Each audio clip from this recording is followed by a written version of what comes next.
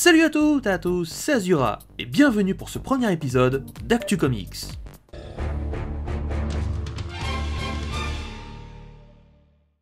Au programme de ce premier épisode, on va parler de Venom qui sortira dans quelques jours, de la série Titan de DC Comics qui fait beaucoup parler d'elle, mais également de la troisième saison de Daredevil qui sortira le 19 octobre. Commençons par Venom qui n'hésite pas à lâcher plusieurs scènes du film avant sa sortie, tout en anglais malheureusement. Pour l'instant, il y a eu 4 extraits. Un extrait où Eddie interviewe Carlton Drake avant de se faire éjecter pour avoir posé des questions indiscrètes.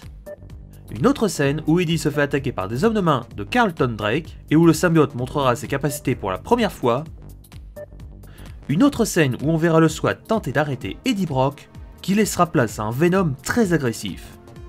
A noter que dans cette scène, le SWAT, ou l'armée, semble connaître le point faible de Venom en lui lançant des grenades soniques. Et la dernière scène où on voit Eddie Brock discuter avec Anne Weying, ne dévoilant pas grand chose d'intéressant. Bon, passons maintenant à la partie la moins amusante. Le film a été raccourci de plus de 40 minutes.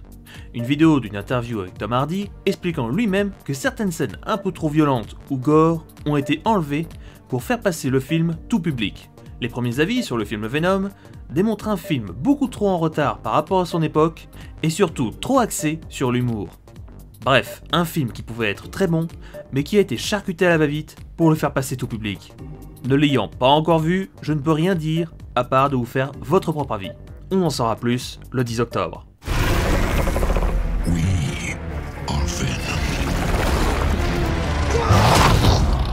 Côté DC Comics, s'il y a bien une série qui crée une polémique en ce moment, c'est bien la série Titan, annoncée pour le 12 octobre sur Netflix. Une polémique qui a été créée lors des premières photos de l'actrice qui incarnera Starfire. Alors que dans les comics, Starfire est une princesse alien ayant une peau orange, avec des yeux verts et des cheveux roux, la série semble passer outre la ressemblance avec le personnage, même au niveau de ses pouvoirs. Car oui, Starfire ne projette pas de feu dans les comics, mais plutôt des rafales d'énergie solaire. Espérons que son histoire sera quand même respectée. Pour l'instant, nous avons eu droit à seulement une bande-annonce, en anglais sous-titré français. A noter également que le personnage de Cyborg n'est pas présent dans cette version, et que celui de Justice League n'est pas lié au même univers, comme pour le personnage de Flash qui a eu droit à 2 versions différentes, celui de la série et celui du film. Bref, une série qui peut peut-être être très bien, mais qui commence avec un gros malus. Alors que le film Venom attire tous les regards, un autre personnage de l'écurie Marvel est lui aussi très attendu. Je veux bien sûr parler de Daredevil, qui reviendra le 19 octobre pour sa 3e saison.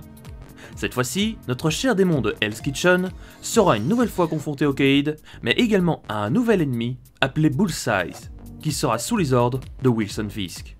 Pour l'instant, Netflix a sorti 5 bandes annonces. Une première où Matt Murdock parle au prêtre de l'église, une seconde où Daredevil explique qu'il en a assez de suivre la justice et qu'il est prêt à tuer ses ennemis, ce qui fait lien avec la saison 2 où Daredevil affrontait le Punisher, qui lui n'hésite pas à tuer. Une troisième consacrée à Wilson Fisk qui est fou de rage et de colère du fait qu'il soit arrivé en prison et qu'il ne puisse plus côtoyer sa bien-aimée Vanessa. Que le démon se déchaîne.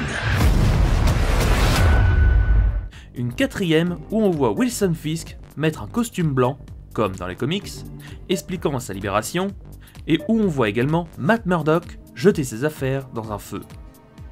Et la dernière, la plus importante, où l'on voit Bullseye sous les ordres de Cade, qui se fera passer pour Daredevil en utilisant son armure rouge.